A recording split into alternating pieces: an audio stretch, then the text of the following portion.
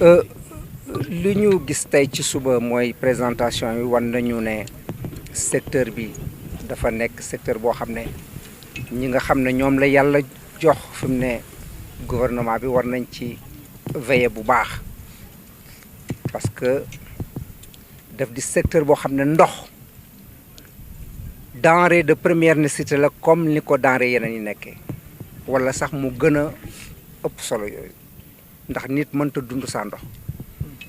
te wolof njaay nee na bala ngay naam ne fa kon donc autorité yi nga xam ne ñoom la yàlla dénk réew mi ñu ngi leen di alerter di leen wax ñu veiller ci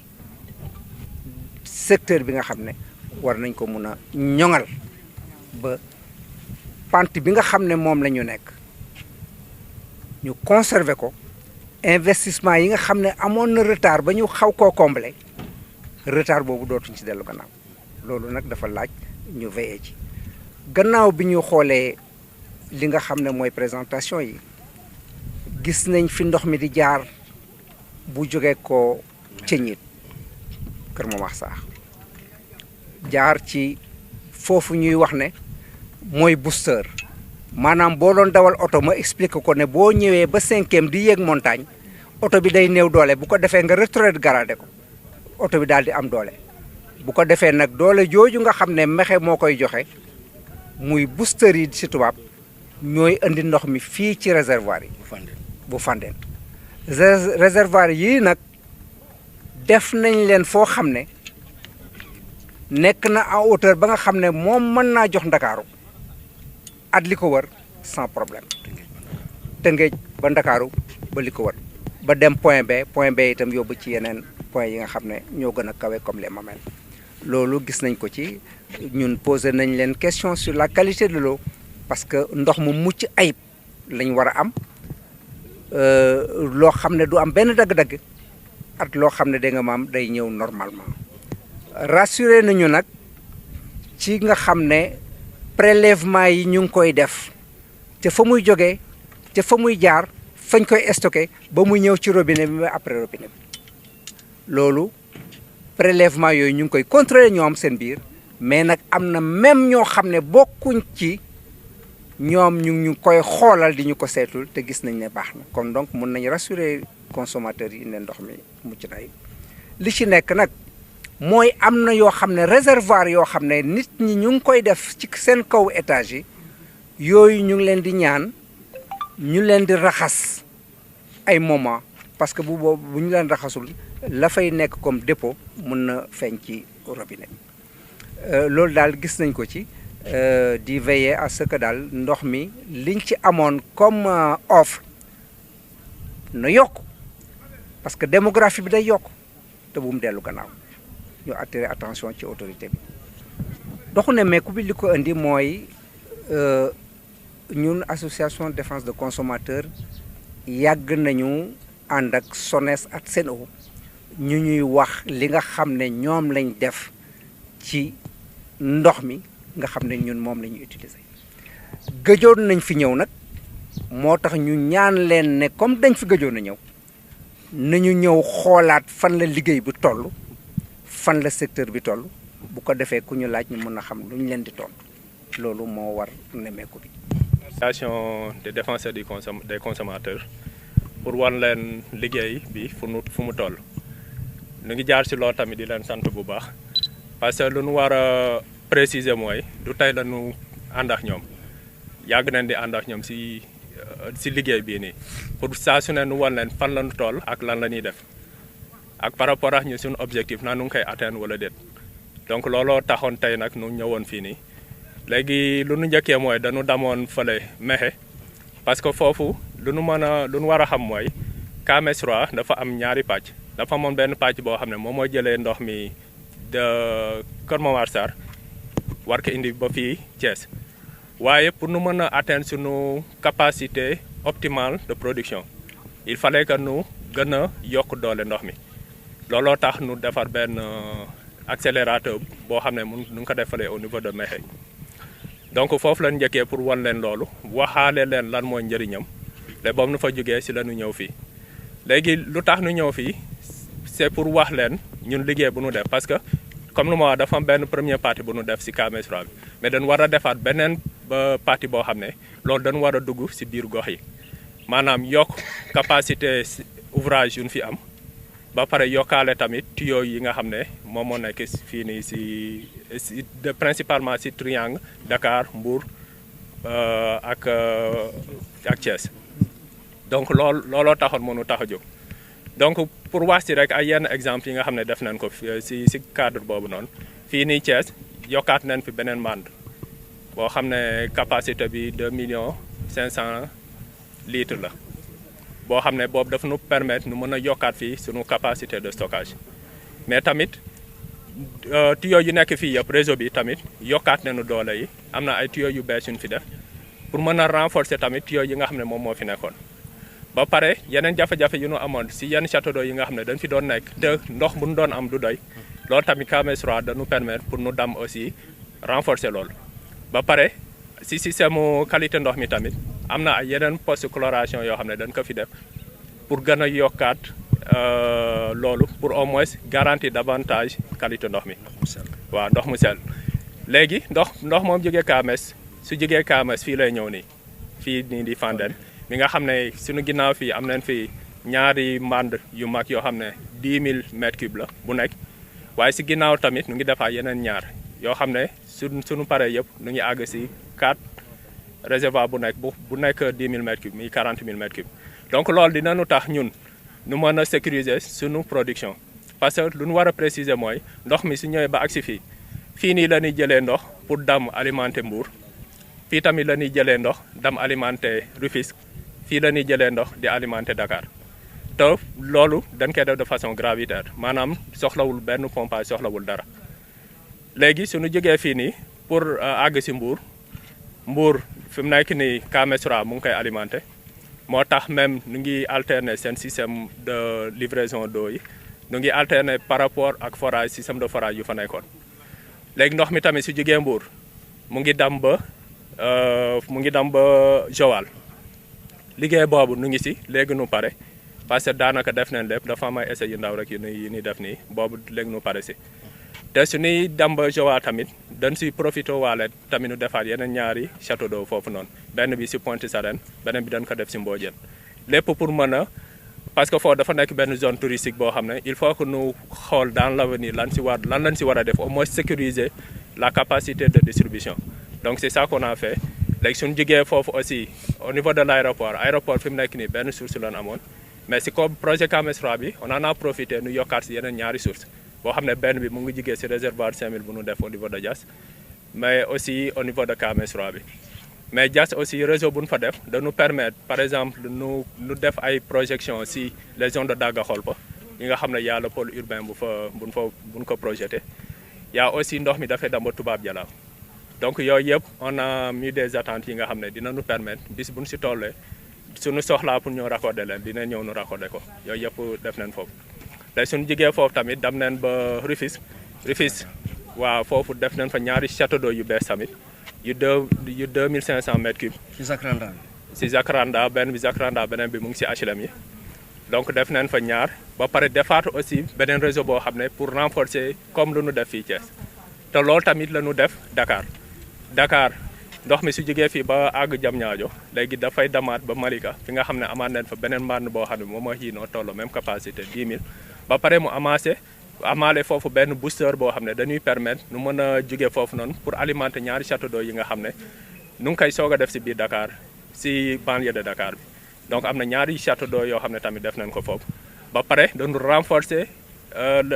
le système de distribution de l'eau am na conduite yu bëri yoo xam ne posé waat nañ ko fa pratiquement si diamètre yi nga xam ne entre 200 ba 300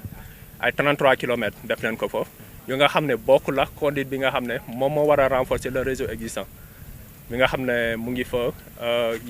am na ay conduite de ceinture yoo xam ne yooyu yëpp dañ ko renforcer et ça aussi ça tend vers pour nu mën a améliorer aussi le système de la qualité de l'eau parce que ndox mun na am fii KMS par rapport à suñuy xool ndox mu doon am au début par exemple si Parcelles Assainies léegi da ko gën a améliorer donc toujours ñun ñu ngi soucier wu sur la qualité de l'eau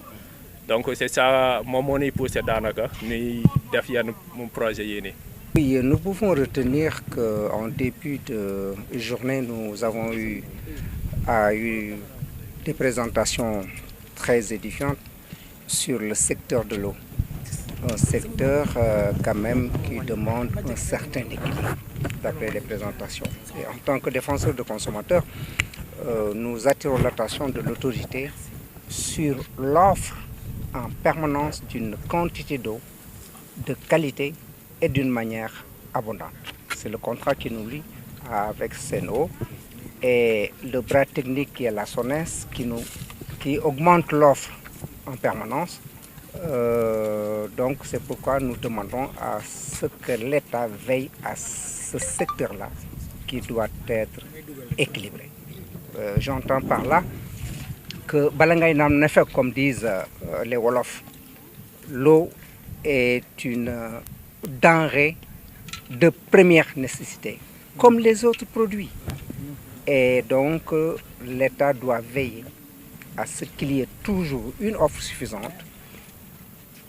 pour les populations. Après, nous avons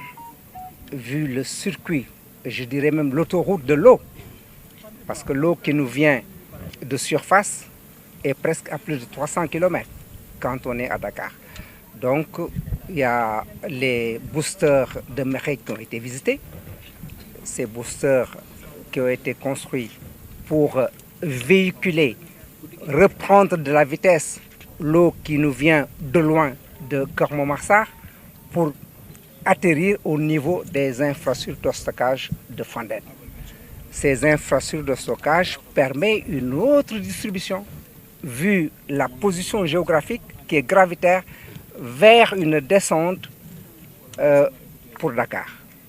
Et Dakar aussi reprend le relais au niveau de zone B pour monter dans les autres infrastructures de stockage. C'est ça ce que j'appelle le circuit de l'eau que nous avons pu visiter. Nous avons aussi, en tant que défenseur de consommateurs, parlé de la qualité et de la surveillance de l'eau. Ils nous ont rassurés que des prélèvements sont toujours faits à tous les stades du circuit de l'eau. Et c'est rassurant quand on nous parle même qu'il y a un œil externe, comme Caritas et autres, qui aussi sont dans le contrôle. Donc on peut rassurer les consommateurs du Sénégal que nous avons quand même une eau de qualité. Parfois, des interrogations se font, mais il faudrait qu'on regarde aussi nos infrastructures, les réservoirs qu'on mette au-dessus des étages, des réservoirs qui doivent être toujours nettoyés en cas de besoin. Nous avons parlé de tout cela et maintenant nous osons espérer que les investissements qu'on a eu à faire pour avoir KMS 3, pour le dessalement, tout ceci au profit des populations. Ces investissements vont continuer parce que les populations augmentent de plus en plus. Et que le retard qu'on avait eu au niveau des investissements, ce retard-là qui a été un peu comblé, ne sera qu'un vieux souvenir. Et qu'on ne tombera plus dans la recherche de l'eau sans trouver. Nous sommes sur une bonne pente et nous osons espérer que cette pente-là sera poursuivie par les nouvelles autorités. Bon, l'idée de cette visite de ce matin, c'était un peu pour présenter à nos collaborateurs, nos partenaires, l'association des défenseurs des consommateurs, pour faire un peu le point sur les travaux qu'on est en train de réaliser. Donc ce matin, on a démarré par une présentation de façon globale du système. D'abord, si je prends le cas de KMS 3, donc on avait fait, qu'on a réceptionné depuis longtemps la première phase, à savoir la phase transfert, qui permet au moins d'amener l'eau jusqu'au niveau de ces réservoirs qu'on a derrière. Maintenant, parallèlement, il y a un autre volet qu'on est en train de faire, qui s'appelle le volet distribution, qui nous permet d'une part de renforcer tout ce qui est capacité de stockage au niveau du triangle Dakar, Mbour et Thiès, mais parallèlement aussi de renforcer le réseau. Donc, d'abord ici à Thiès, nous avons dans le cadre de ce volet distribution réaliser un nouveau château d'eau de 2 500 000 litres de capacité qui nous permet de renforcer la capacité de stockage. Mais parallèlement aussi, nous avons renforcé le réseau au niveau de Thiès. En plus de ça aussi, il y a les autres ouvrages qu'on avait ici, qui avaient parfois des problèmes de manque d'eau. Donc on en a profité pour renforcer le système d'alimentation, mais parallèlement aussi revoir leur qualité d'eau. Parce qu'il y a eu des postes de chloration qu'on a pu améliorer. Donc c'est ça qu'on a pu faire au niveau de Thiès. Maintenant, arrivé ici au niveau de Thiès, ce qu'il faut préciser, c'est qu'on pompe l'eau de Kames jusqu'à ici. Mais arrivé au niveau de ces réservoirs, des 2 réservoirs qu'on a ici, et il y a 2 autres qu'on est en train de réaliser derrière, avec les mêmes capacités. Chaque réservoir, c'est 10 000 m3. Donc présentement, on a sous réserve 40 000 m3. Là, à partir d'ici, l'eau part gravitairement d'abord jusqu'à Mbour, mais parallèlement jusqu'au niveau de Dakar, en passant par Rufisque. Donc à Mbour, il y avait d'abord un autre projet qu'on avait fait qui nous avait permis d'anticiper sur certains ouvrages, à savoir 2 châteaux d'eau qu'on a au niveau de Pointe-Sarène, mais également au niveau de Mbodiène, plus la conduite qui doit quitter Mbour pour aller jusqu'au niveau de Joal. Donc c'est ce projet Kamesroa-là qui nous permet d'alimenter, en plus de Mbour, ces localités, en passant par tout ce qui est zone touristique. Mais aussi, ce qu'il faut savoir préciser aussi, il y a un réservoir de 5 000 m3 qu'on a réalisé au niveau de Dias, plus un renforcement de l'eau qui passe jusqu'au niveau de Toubab Dialaw. Et ce réservoir va nous permettre de sécuriser tout ce qui est alimentation en eau aux alentours de l'AIBD, en passant par les pôles urbains de Dago-Kholpa jusqu'au niveau de Toubab Dialaw. Mais aussi, on en a profité du moment que l'aéroport est un point stratégique pour renforcer les sources d'alimentation en eau de l'aéroport. À travers, il y avait d'abord une seule source d'alimentation, mais entre-temps, nous avons pu faire dans le cadre du volet distribution 2 autres renforcements. D'abord à partir du réservoir de 5 000 m3 qu'on a au niveau de Dias, mais parallèlement aussi avec la conduite de Kamesroa. Donc si on quitte ici, on est passé par Rufisque, où on a pu réaliser 2 châteaux d'eau, et ça c'est une première. 2 châteaux d'eau de 2 500 000 litres de capacité. Oui, à Zakranda, mais parallèlement aussi nous avons renforcé le réseau. Et cette eau-là, si ça quitte ici, arrivé au niveau de Point K, donc ça part directement au niveau de Malika. Où présentement nous avons réalisé un ouvrage de stockage de 10 000 m3, plus une station de pompage qui va nous permettre d'alimenter 2 nouveaux châteaux d'eau qu'on a réalisés au niveau de Guédiawaye, pour renforcer la livraison de l'eau au niveau de la banlieue de Dakar. Donc ces 2 réservoirs aussi, ça c'est une première. Et nous avons quand même opté pour le faire, pour au moins sécuriser davantage le problème qu'on a au niveau de Dakar. Et cette eau de Kamesroa, surtout par exemple si je prends le cas des Parcelles Assainies, en termes de qualité d'eau, ça permet au moins d'améliorer la qualité. Parce que d'habitude l'eau qu'on distribuait par rapport à l'eau qui vient de Kamesroa, donc là on a vu une nette amélioration. Donc de façon résumée, c'est ce qu'on voulait leur présenter d'abord au niveau de la salle, mais également ici pour leur faire part des ouvrages qu'on a réalisés, au moins faire un prototype, à savoir les 2 réservoirs qu'on a ici et les 2 autres qu'on a de l'autre côté qui nous permet au moins de sécuriser tout ce qui est aspect stockage. Bon, ce qu'il faut savoir, c'est-à-dire nous avons des schémas directeurs qui nous permettent de voir sur des horizons. Et par rapport à ça, tout ce qui est en termes de stockage, en termes de production, en termes de distribution, tout ça, nous l'avons déjà planifié. Ça, c'est des planifications que l'on fait. Et même récemment, il y a des études qu'on est en train de faire. D'abord au niveau de Dakar, mais parallèlement aussi au niveau du triangle, je veux dire Dakar, Mbour, Thiès, mais aussi en dehors même de ce triangle-là. Donc ça, c'est des actualisations du schéma directeur qu'on a réalisé, qu'on a présenté même récemment. Donc au moins ça, c'est un support qui pourrait leur permettre vraiment de pouvoir planifier les projets, au moins pour garantir l'accès à l'eau de façon universelle.